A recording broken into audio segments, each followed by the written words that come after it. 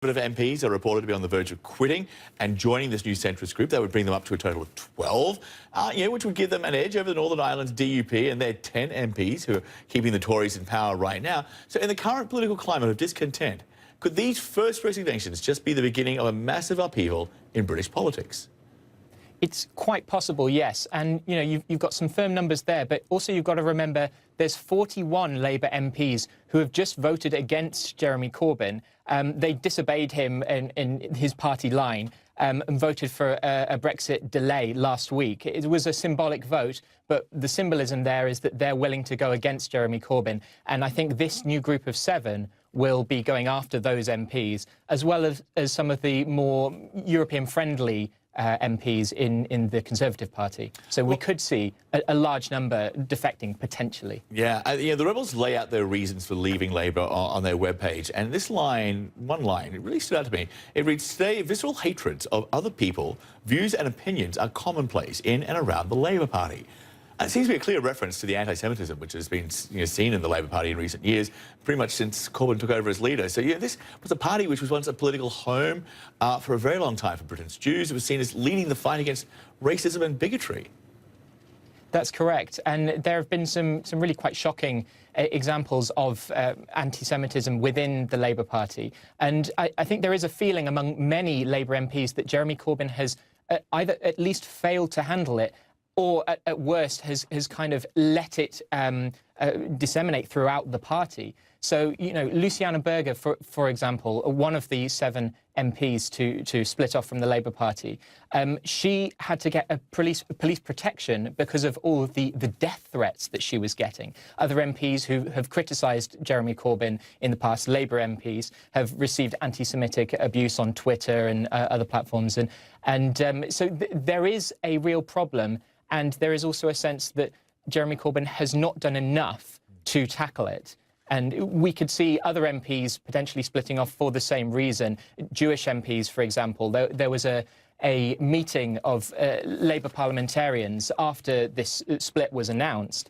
And there was one Jewish MP who was in tears about what she said was, anti-Semitism endemic in the Labour Party. Yeah, so with that in mind, here's part of a tweet from the chairman of the Conservative Party, Brandon Lewis.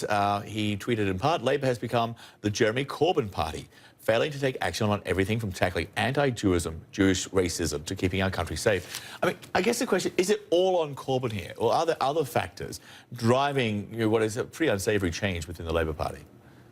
Yeah, I think that you can't lay all of the blame at Corbyn's door, but there is a failure there to stop it. He's the leader, and he should be taking control of this process. Now, there have been investigations, and there was an inquiry into anti-Semitism in the party, but it didn't seem to root it out. And the source of a lot of this stuff seems to come from the new, younger wing of the party that's come in and given a lot of support to Jeremy Corbyn. They're one of the major reasons why he has such a strong grip on the party, why he's the leader.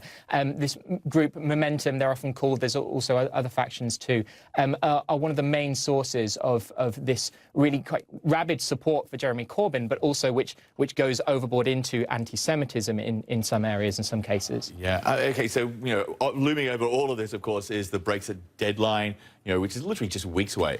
It seems Theresa May now wants to start all over again on this really complicated arrangement for Ireland. It's a backstop deal, which is a series of events or agreements which would prevent a hard border forming between Ireland and Northern Ireland, essentially where the UK post-Brexit will meet the EU. All of this seems to be a problem without a solution. And we're hearing from the highest-ranking EU official, Jean-Claude Juncker. He told a German daily newspaper that he could not rule out an extension of the deadline, saying that, to my mind, would be an irony of history, yet I cannot rule it out. Any decision to ask for more time lies with the UK. If such a request were to be made, no one in Europe would oppose it. Even though Theresa May says the Brexit deadline will not shift, and they're going to meet it, whatever, an extension seems to be where all of this is heading right now.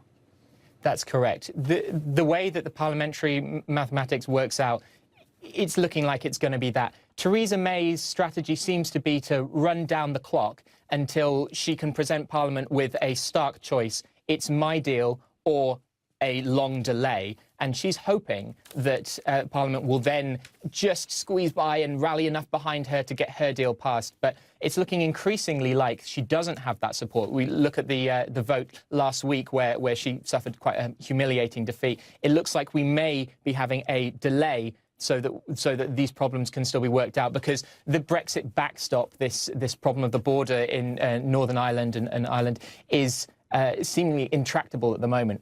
They need more time. It's been like Theresa May came out and saw her shadow, and now we have 6 more weeks of this Brexit back and forth, at least to come. Josh, thank you. Good to see you. Thank you. Still to come.